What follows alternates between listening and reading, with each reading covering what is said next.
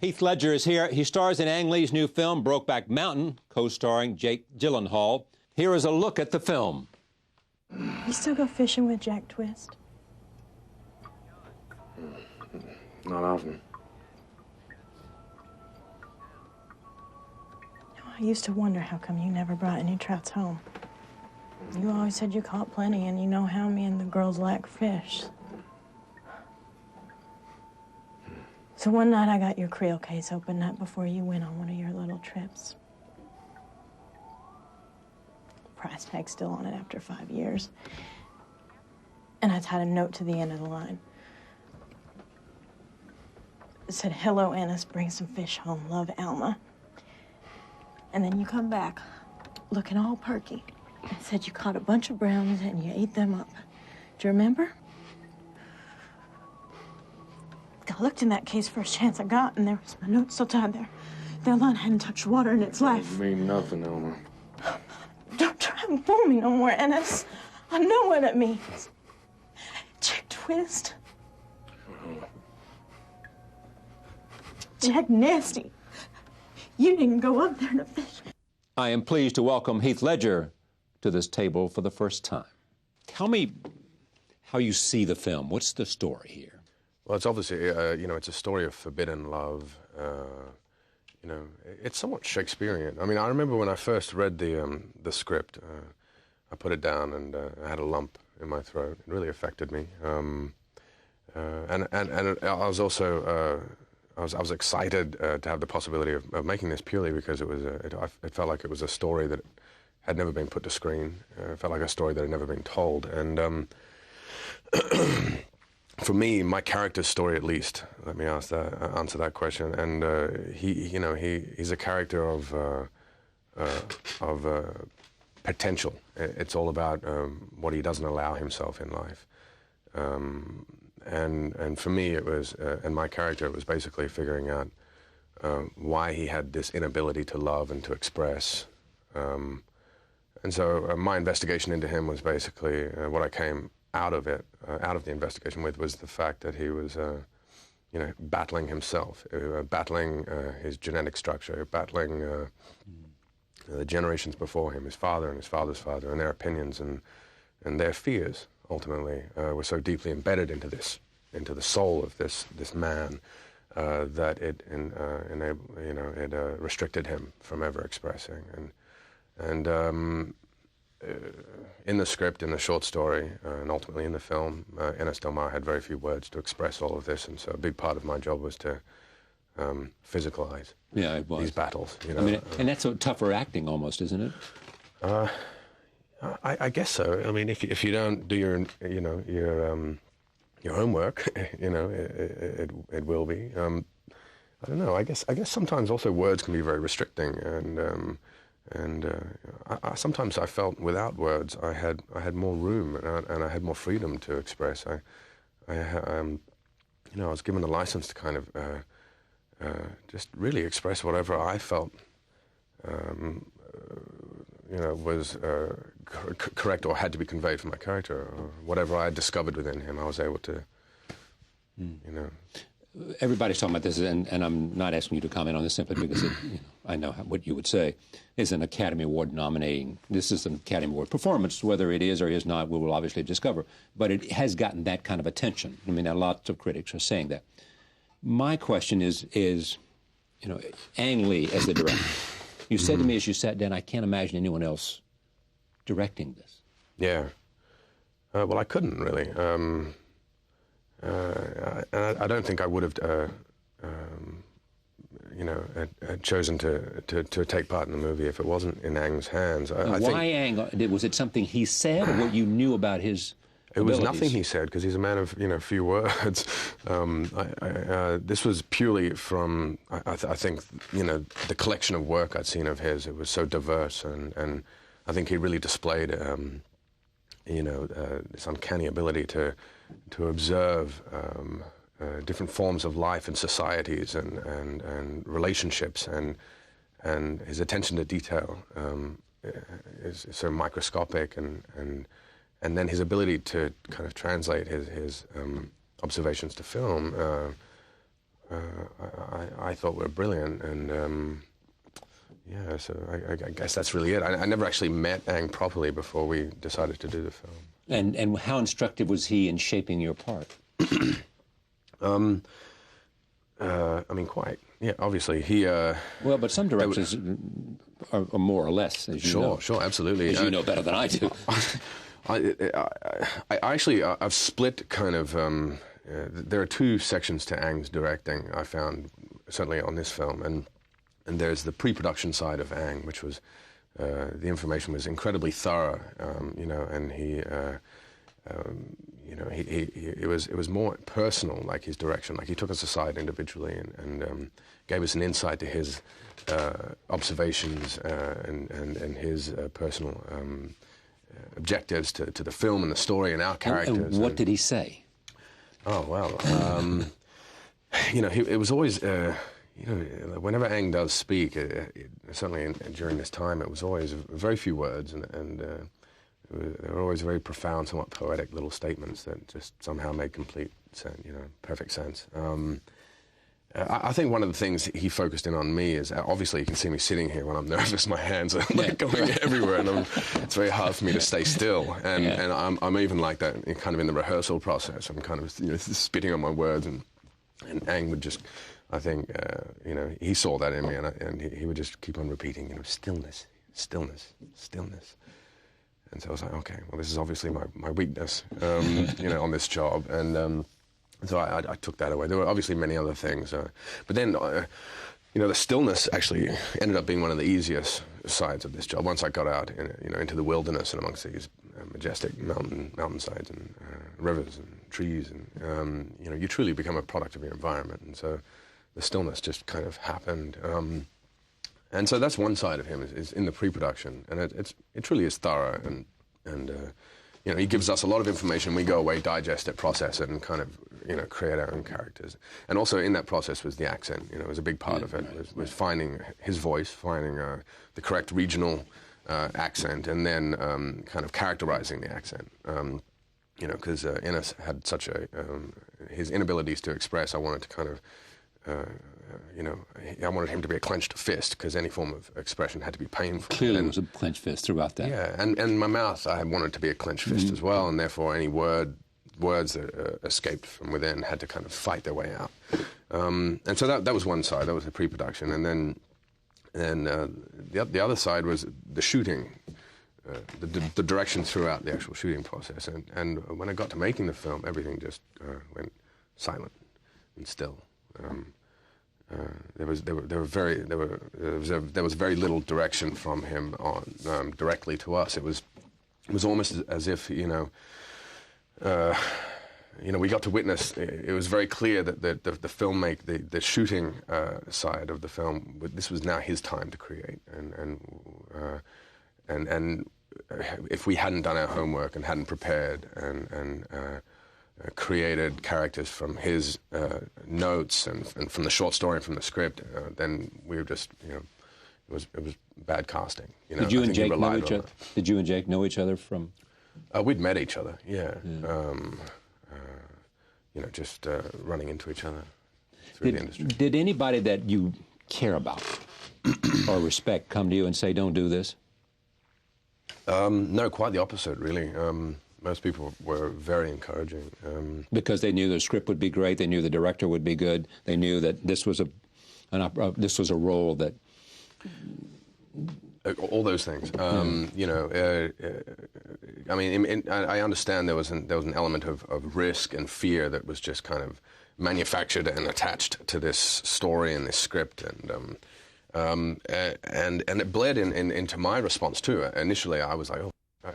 You know, I should fear this too. I should, you know, this is risky, yeah.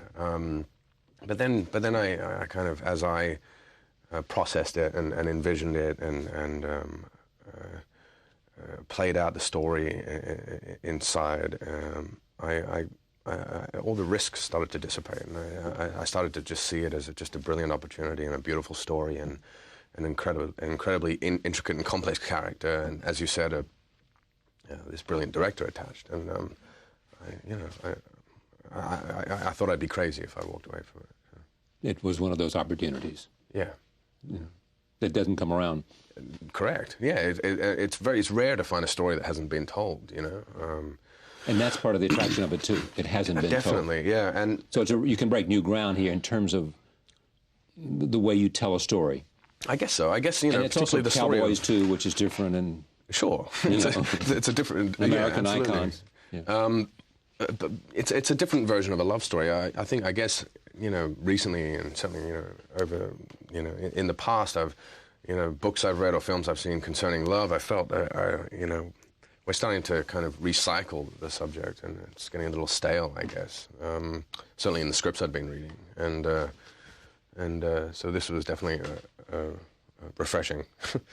All right, let me show a couple of scenes here. First scene is where you asked Jack, who's played by Jake, asked you, playing a character called Ennis, whether he would be back again next year to work together. Here you're beginning to see the making of a relationship. You gonna do this again next summer? Well, maybe not. Like I said, me and Al was getting married in November. So, we're trying to get something on the ranch, I guess. You? Might go up to my daddy's place and give him a hand through the winter. I might be back. The Army don't get me.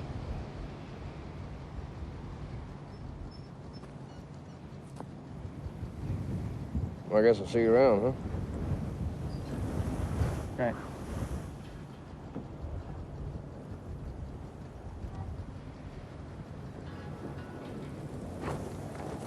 So that's the beginning of a... Beginning of the end. Beginning of the end. Yeah. I think from that point in the story, both men go back to their, their wives. Lives. Yeah. / wives. Yeah. Yeah. And realize that something has happened. Sure. Yeah.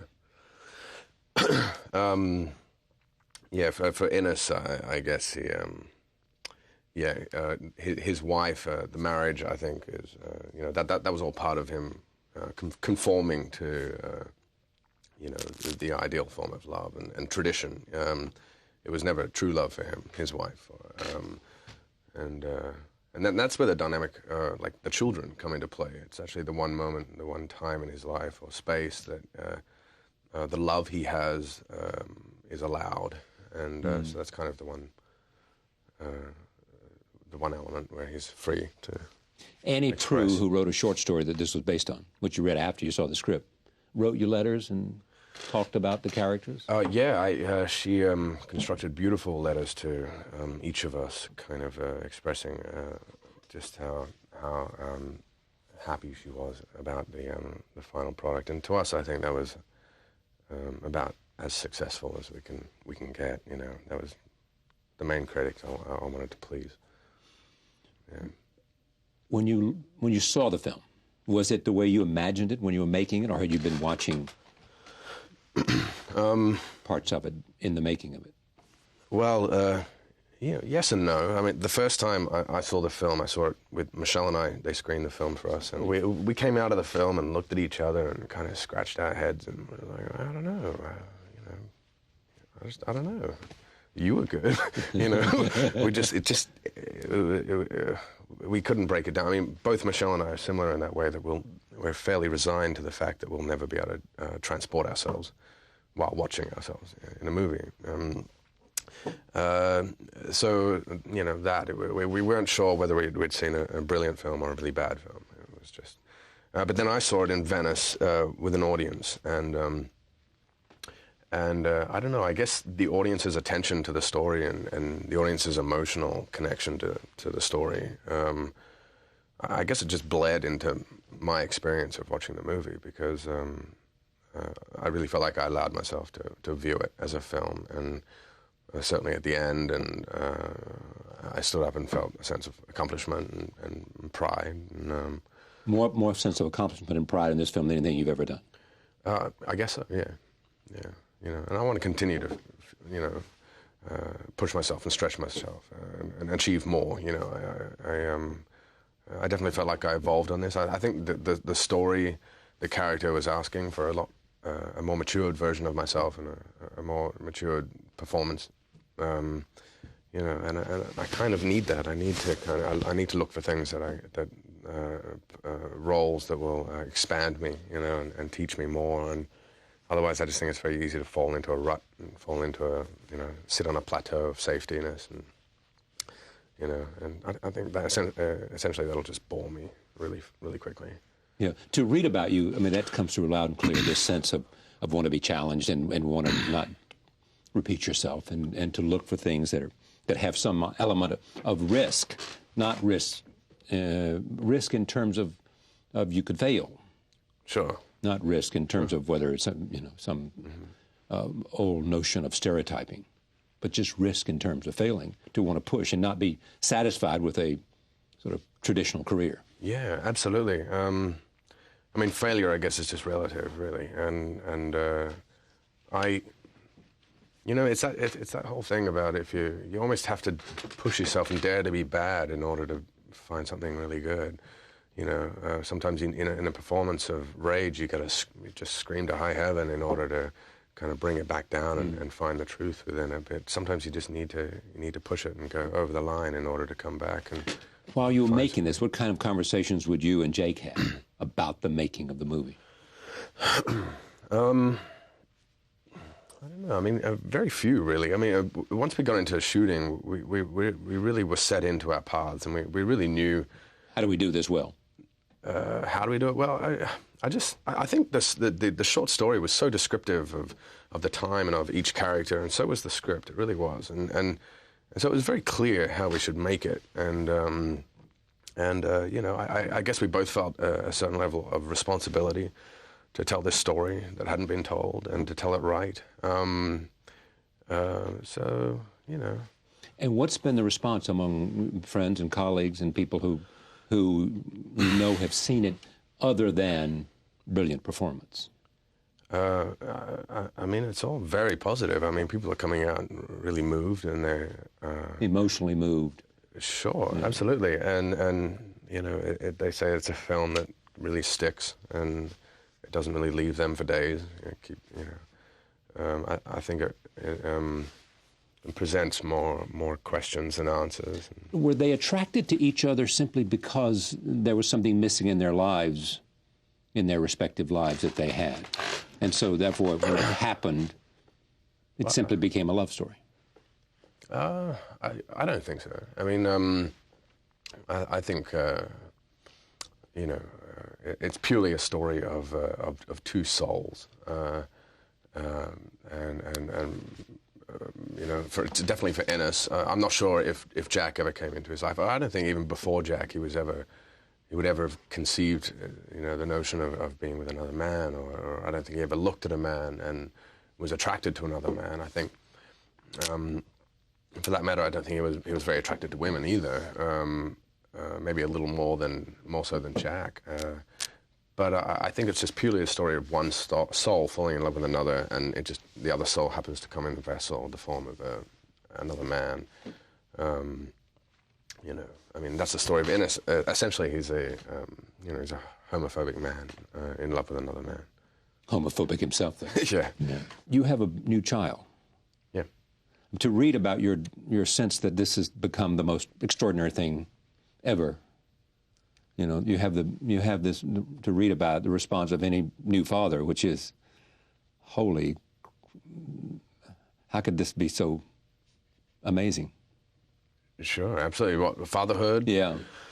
Oh my God, it truly is. I mean, it's obviously the most kind of selfless act you can perform and create, and it's so humbling. It's just.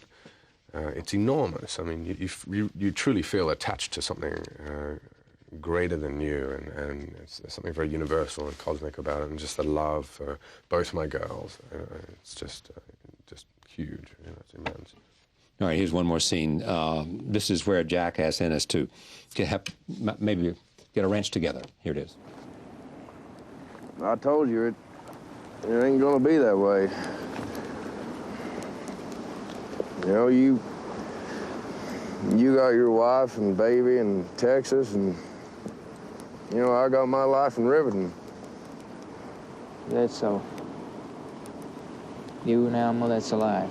Oh, you shut up about Alma. This ain't her fault. The bottom line is, we're around each other, and this thing grabs hold of us again in the wrong place, in the wrong time, and we're dead. It's great to meet you. You too. It's Thank you. an extraordinary performance. Oh, thanks. And a fascinating film. Brokeback Mountain opens nationwide on December 9th. Thank you again. Thanks, man. Thanks for joining us. See you next time.